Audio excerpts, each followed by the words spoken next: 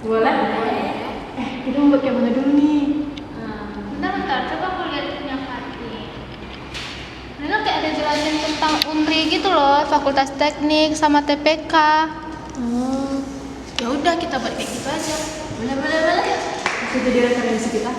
Boleh? Ya. Halo semuanya, perkenalkan nama saya Angelika Santa Maria dengan NIM 2407010639 angkatan 2024. Halo semua, perkenalkan nama saya Olga Sakulanata dengan NIM 2407014235. Saya angkatan 2024. Halo semua, perkenalkan saya Cia Melusi dengan NIM 2407011223. Saya angkatan 2024.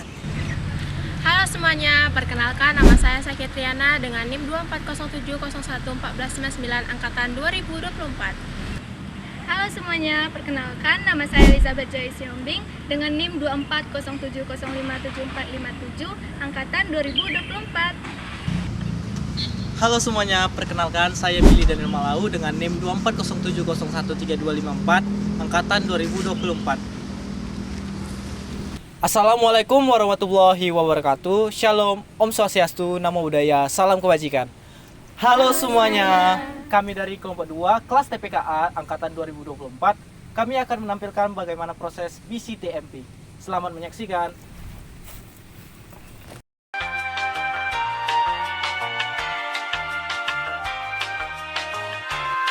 In my head, I don't know what to think. He knelt to the ground and pulled out a ring and said, "Marry me, Juliet. You never have to be alone. I love you, and that's all I really know." I talked to your dad, go pick out a white dress.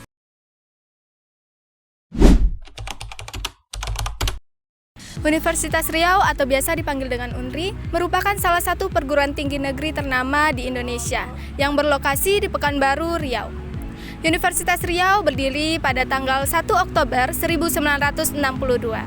Universitas Riau berlokasi di Jalan Bina Widya, kilometer 12,5, Simpang Baru, Pekanbaru. Sejak berdirinya pada tahun 1962, Universitas Riau selalu berkembang menjadi universitas yang menawarkan berbagai macam program studi yang berkualitas, yang relevan bagi masyarakat Provinsi Riau. Universitas Riau awalnya hanya terdiri dari Fakultas Ketatanegaraan dan Ketataniagaan atau yang disebut FKK dan Fakultas Keguruan dan Ilmu Pendidikan atau yang disebut FKIP. Kemudian pada tahun 1963 dan seterusnya, Universitas Riau membangun fakultas-fakultas lainnya.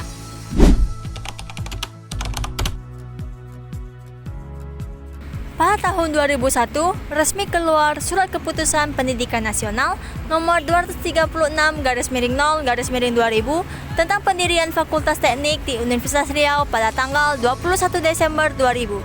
Sehingga Fakultas Teknik resmi berdiri di Universitas Riau. Fakultas Teknik memiliki banyak jurusan, salah satunya adalah jurusan Teknik Kimia. Teknik Kimia pertama kali diselenggarakan sejak semester ganjil tahun ajaran 1994-1995 berdasarkan SK Rektor Universitas Riau.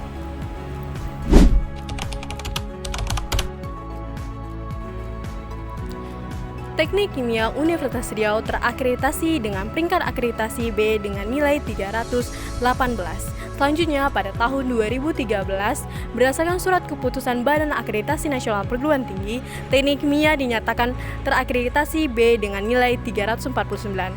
Akreditasi terakhir yaitu tahun 2018, Teknik Kimia memperoleh akreditasi A dengan surat keputusan Badan Akreditasi Nasional Perguruan Tinggi. Jurusan Teknik Kimia Universitas Riau memiliki 5 program studi. Yang pertama, D3 Teknik Kimia, yang kedua D3 Teknologi Paluan Kertas, yang ketiga S1 Teknik Kimia, yang keempat S1 Teknik Lingkungan, dan yang terakhir S2 Teknik Kimia.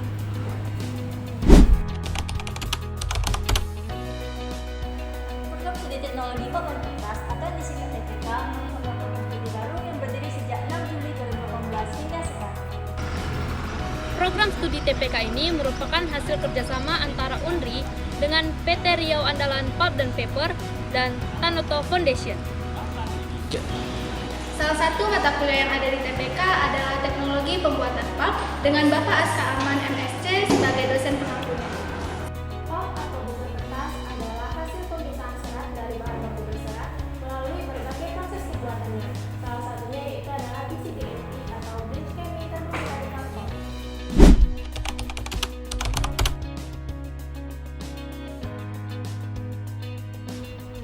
BCTMP adalah jenis pulp yang diproduksi melalui kimia dan mekanis. Proses ini dimulai dari serpihan kayu, kayu keras atau kayu lunak yang mengalami perlakuan kimia dan termal. Perlakuan kimia melibatkan penggunaan bahan kimia seperti natrium sulfit atau natrium bisulfit yang melunakkan lignin. Perlakuan termal melibatkan pengukusan serpihan kayu, melunakannya sehingga serat kayu mudah dipisahkan. Nah, pada proses BCTMP ini dilakukan dengan berbagai tahapan. Tahapan yang pertama disebut dengan pengolahan kayu. Pada tahapan ini, kayu bulat atau log kayu dicacah menjadi serpihan-serpihan kayu yang kecil yang umumnya berukuran 1-2 cm. Alat yang digunakan pada proses ini ialah chipper, dan biasanya serpihan-serpihan kayu itu disebut dengan chip kayu.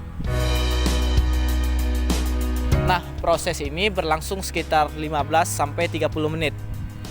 Tahapan kedua adalah impregnasi kimia, di mana serpihan kayu yang telah dibentuk akan direndam dengan bahan kimia seperti natrium sulfit atau natrium hidroksida dalam impregnasi vessel.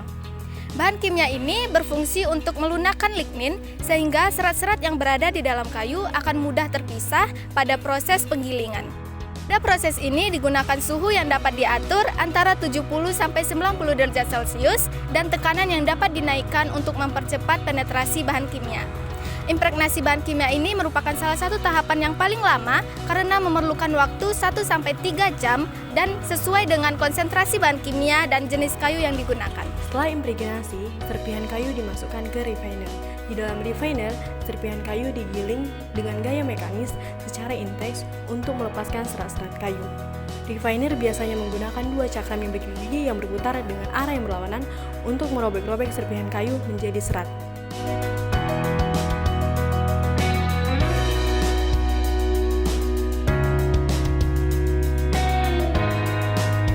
Proses penggilingan ini dilakukan berulang-ulang hingga mendapatkan serat yang berkualitas yang diinginkan.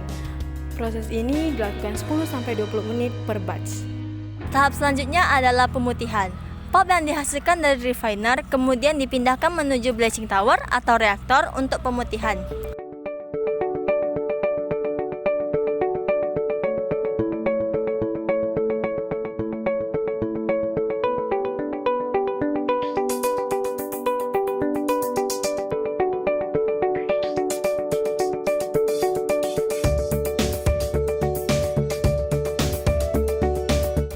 Bahan pemutih yang sering kali digunakan adalah hidrogen peroksida dan natrium ditionit. Proses ini dilakukan dengan suhu 50 hingga 70 derajat Celcius dengan pH yang dikendalikan 8 hingga 10 untuk meningkatkan efektivitas pemutihan. Ini bertujuan untuk menghilangkan warna gelap pada serat dan meningkatkan kecerahan pada pulp. Tahap ini dilakukan berulang hingga mendapatkan kecerahan yang diinginkan dan memerlukan waktu 30 hingga 60 menit setiap kali pengulangan. Selanjutnya adalah proses pencucian dan penyaringan. Sesudah pemutihan, pulp kemudian dicuci menggunakan air untuk menghilangkan sisa bahan kimia dengan washer sebagai mesin pencucinya. Mesin pencuci digunakan untuk menyaring dan menghilangkan bahan kimia terlarut dan pengotor lainnya.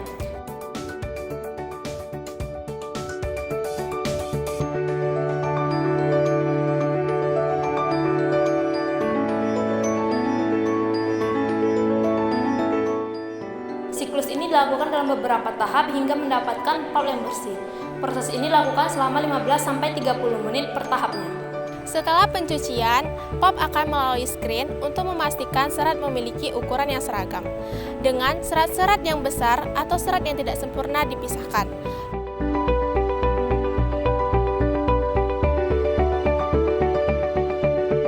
Proses ini membutuhkan waktu sekitar 15-30 menit per siklusnya.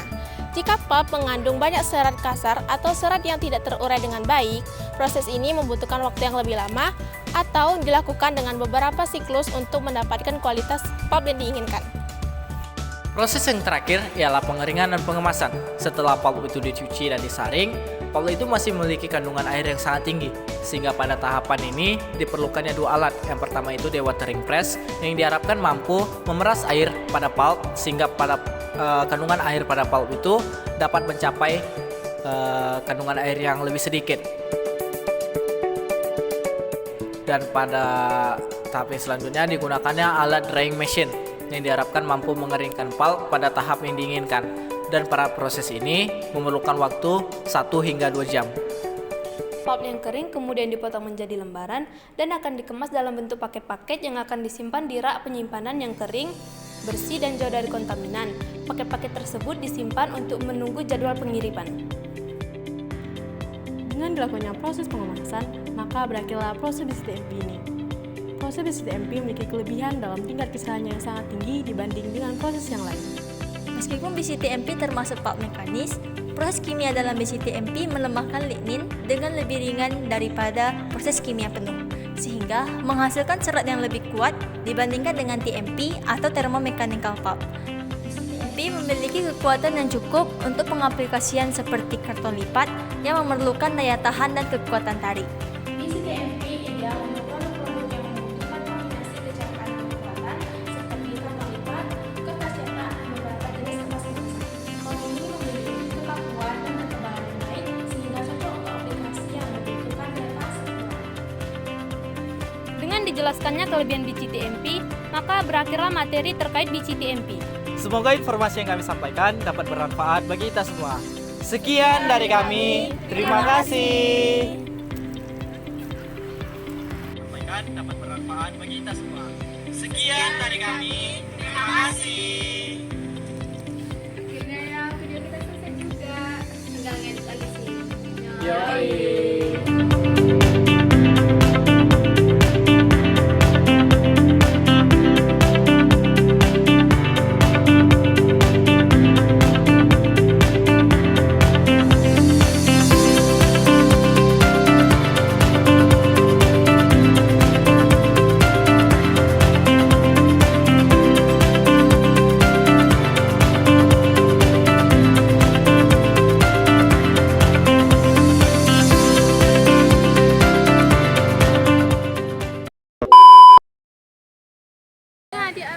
Aku mau di sini nanti kalau misalnya mau bisa ngulang. Nampak nggak ya ini semua di sini? Ini video BTW.